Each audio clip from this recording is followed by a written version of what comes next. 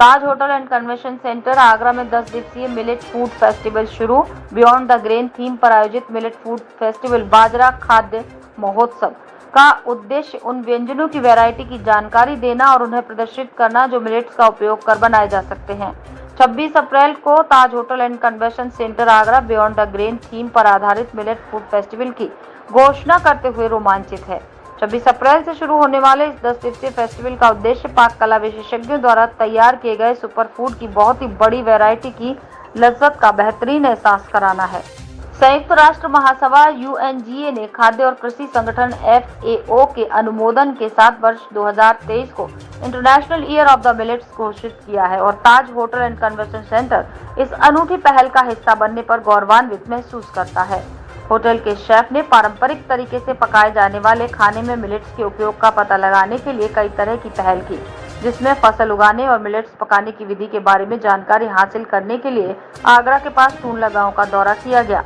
इसका परिणाम एक ऐसे मेन्यू के रूप में सामने आया जो मिलेट्स की कई सारी खूबियों को प्रदर्शित कर इसके पोषण संबंधी फायदे, न्यूट्रिशन बेनिफिट्स पर प्रकाश डालता है।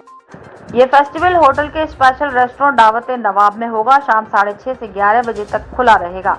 मेहमान ज्वार के कुरकुरे के साथ बाजरा के राब, ज्वार कुरकुरे के साथ मोती बाजरा शोरबा, ज्वार सब्ज की सीख कबाब, चारकोल तंदूर में पके ज्वार में लिपटे हुए वेजिटेबल कबाब, LFP करी, फिंगर मिलेट के साथ रागी क्रस्टेड फिश जैसी स्वादिष्ट व्यंजनों का मजा ले सकते हैं। फिंगर मिलेट क्रस्टेड फिश को कच्चे आम की नारियल करी के साथ परोसा जाता है। Beyond the grain millet food festival पारंपरिक और अभिनव व्यंजनों में मिलेट की खूबियों को उजागर करते हुए स्वादिष्ट व्यंजनों का एक अद्भुत और रोमांचक एहसास दिलाने का वादा करता है। अभी जो हम लोग मिलेट फेस्टिवल कर रहे हैं उसमें डिफरेंट डिशेस है, सूप्स है, veg non veg both soups are there and starters also is there, veg non-veg both starters is there, chicken also is there along with the millet, fish also is there along with the millet, mutton, lamb also is there along with the millet, and apart from that the variety of the main courses are there. Even the biryani, instead of rice we are using samak rice. The samak rice is the main ingredients for the biryani. So veg non-veg both rice are there. Along with that mutton samak rice with the for the biryani and the veg samak rice for the veg biryani. Taste की बात करें तो किस तरह का test अब खाने के बाद ही आपको पता चलेगा। एकदम मुगल टेस्ट होगा सर। उसमें अवधी क्विज़िन के ऊपर हम लोग ज़्यादा इन्फ्यूज़ किया है इसको। सो नॉर्मल जो स्पाइसेस है हम लोग लोकल स्पाइसेस है उसको यूज़ किया है इसमें। एंड सारे जो मिलेट है हमारा ऑर्गेनिक मिलेट है, लोकली जो विलेजेस तरफ से हम लोग लाए हैं। ठीक, थैंक यू। अच्छी शुरुआत हमने करी है। हमारे जो अभी तक रिसर्च करी है हम उससे बहुत खुश हैं।